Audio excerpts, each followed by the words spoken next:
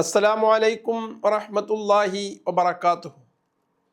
അൽഹംദുലില്ലാഹ് വസ്സലാത്തു വസ്സലാമു അലാ അഷ്റഫി റസൂലില്ലാഹ് വഅലാ ആലിഹി വസഹ്ബിഹി അജ്മഈൻ. അമ്മാ ബഅദ്. ഇത്തഖുല്ലാഹ ഇബാദല്ലാഹ്. അല്ലാഹു സുബ്ഹാനഹു വ തആലയെ സൂക്ഷിക്കുവാൻ എന്നോടും നിങ്ങളോടും ഉപദേശിക്കുകയാണ്.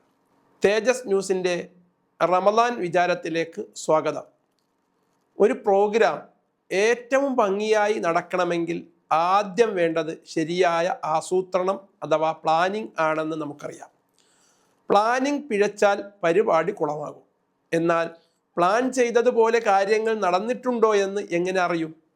അത് പരിശോധിക്കാൻ വിലയിരുത്തൽ അഥവാ റിവ്യൂ കൂടി ആവശ്യമാണ്. ഒരു വിവാഹ സദ്യ ഒരുക്കാൻ തയ്യാറായ ഒരാൾ സദ്യക്കാവശ്യമായി എല്ലാം എഴുതി തയ്യാറാക്കി വീട്ടുകാരെ ഏൽപ്പിച്ചു.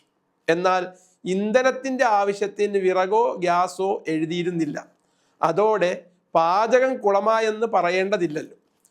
മരണം വരെയുള്ള നമ്മുടെ ഐഹിക ജീവിതം ഒരു പ്രോഗ്രാമാണ്. ജനനം മുതൽ മരണം വരെ, തൊട്ടിൽ മുതൽ കട്ടിൽ വരെയുള്ള നമ്മുടെ ജീവിതം ഓരോ ദിവസവും ആത്മപരിശോധനയ്ക്ക് വിധേയമാക്കേണ്ടതുണ്ട്. നമ്മുടെ പല പദ്ധതികളും സമയാസമയങ്ങളിൽ പ്ലാൻ ചെയ്താണല്ലോ നടപ്പാക്കാറുള്ളത്. വീട്, വാഹനം, വീട്ടുപകരണങ്ങൾ തുടങ്ങിയ കാര്യങ്ങളും നാം നിശ്ചിത ഇടവേളകളിൽ പരിശോധിച്ച് മെയിൻ്റനൻസ് ചെയ്യുന്നു. റിപ്പയർ ചെയ്യേണ്ടത് അങ്ങനെ ചെയ്തും മാറ്റേണ്ടത് മാറ്റിയും പുതിയത് വേണ്ടത് വാങ്ങിവെച്ചും നമ്മൾ എല്ലാത്തിൻ്റെയും കേടുപാടുകൾ തീർത്ത് ഫലപ്രദമായി ഉപയോഗം തുടരുന്നു.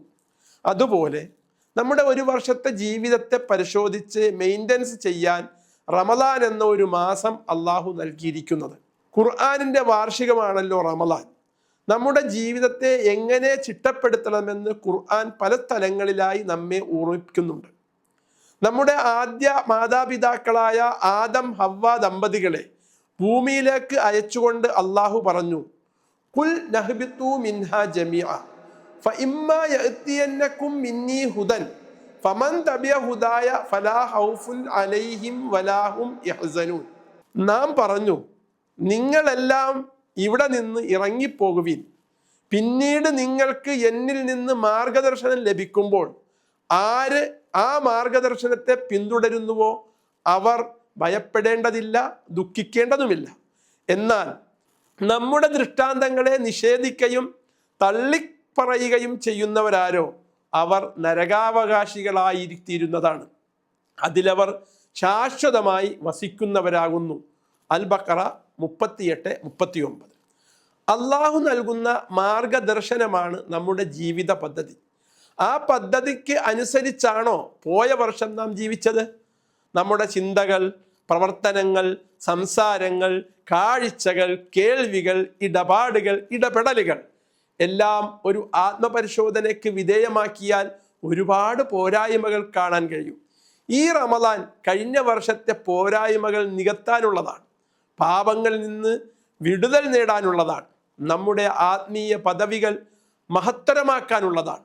അള്ളാഹു പറയുന്നു, വസാരിഉ ഇലാ മഗ്ഫിറത്തിൻ മിർ റബ്ബിക്കും വജന്നത്തിൻ അർളുഹസ് സമാവാതു വൽ അർദ് ഉഇദ്ദത് ലിൽ മുത്തഖീൻ.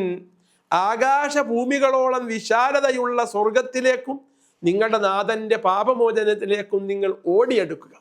അത് സൂക്ഷ്മശാലികൾക്ക് വാഗ്ദാനം ചെയ്യപ്പെട്ടിട്ടുള്ളതാണ്.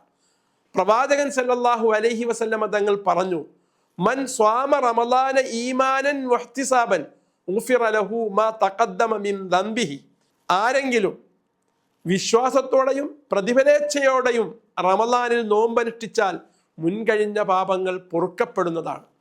കർമ്മങ്ങൾ വിലയിരുത്തി തെറ്റുകൾ തിരുത്തി പാപങ്ങൾ പൊറുക്കപ്പെട്ട് കടമകളും കർത്തവ്യങ്ങളും പാലിച്ച് ബന്ധങ്ങൾ പുതുക്കി കരാറുകൾ നടപ്പാക്കി സന്തുഷ്ട ഹൃദയത്തോടെ ഈ റമളാനിലെ അവസരമാക്കാനും നിറഞ്ഞ സംതൃപ്തിയോടെ യാത്രയാക്കാനും നമുക്ക് പരിശ്രമിക്കാം. നാഥൻ തുണക്കട്ടെ. ആമീൻ. അസ്സലാമു അലൈക്കും വറഹ്മത്തുള്ളാഹി വബറകാതുഹു.